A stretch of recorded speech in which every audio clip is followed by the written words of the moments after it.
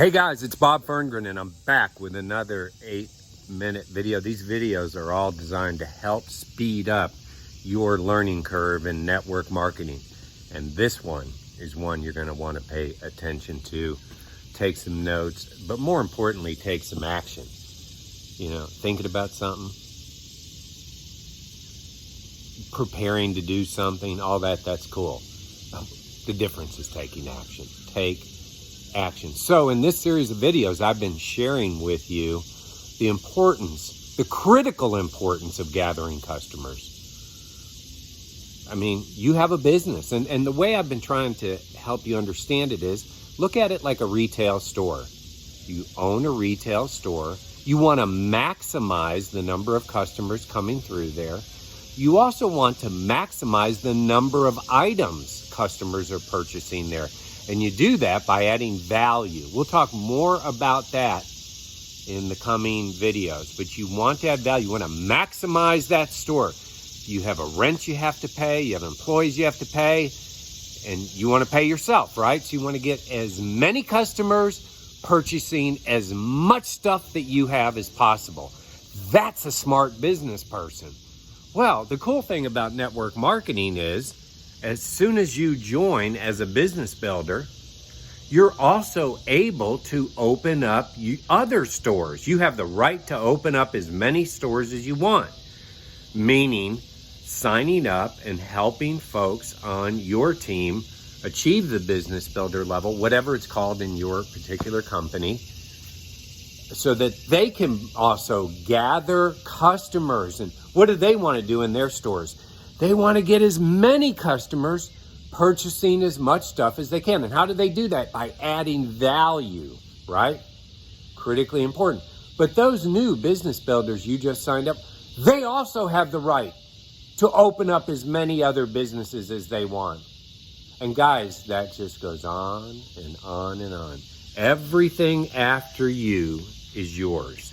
Everything after you is yours. And it's critically important you understand this. Now, everything is driven by what you want. If you're looking for just a little bit of money, maybe replace a part-time income, maybe you just stay running your retail store.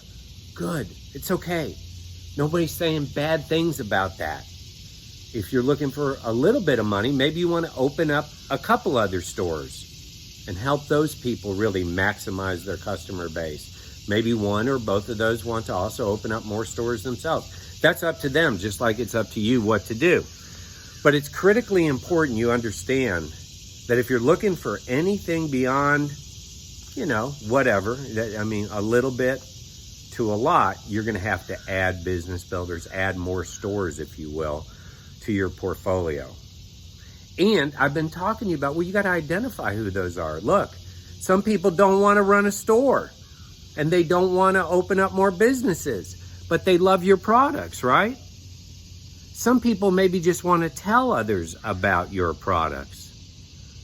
Some people maybe don't ever want to talk to you again. I don't know, but that's their issue, not yours. But guys, mostly, in order to get to anything substantial in our business, you know that you have to have business builders on your team who have business builders on their teams who have business builders on their teams.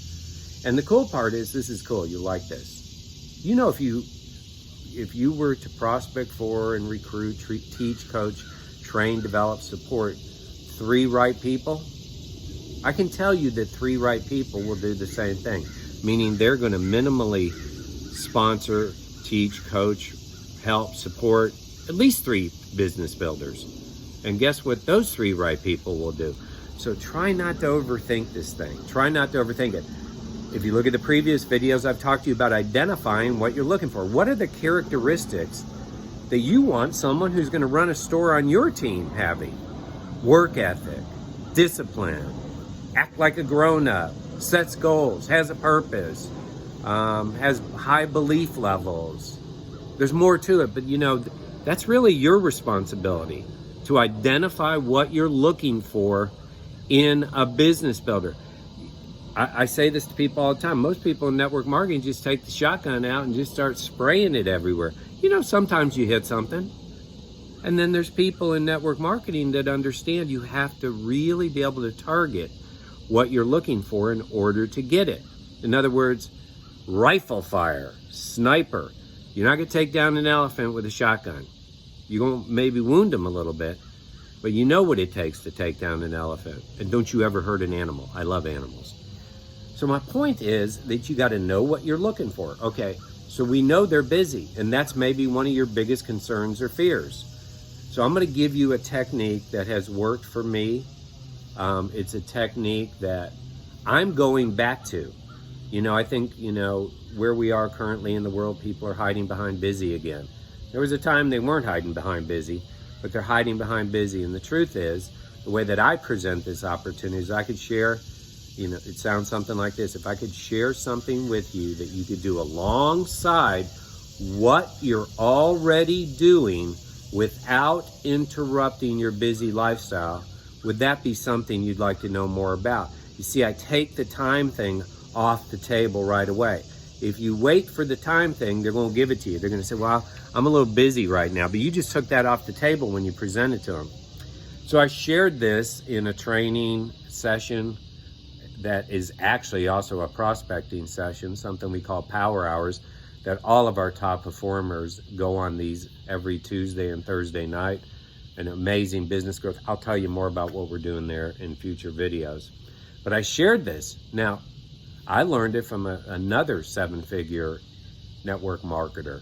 It sounds something like this. The most serious people in network marketing actually pick up the phone. Here I'm going to be teaching you all sorts of stuff about social media. But the most serious people in network marketing pick up the phone with the intention of setting appointments.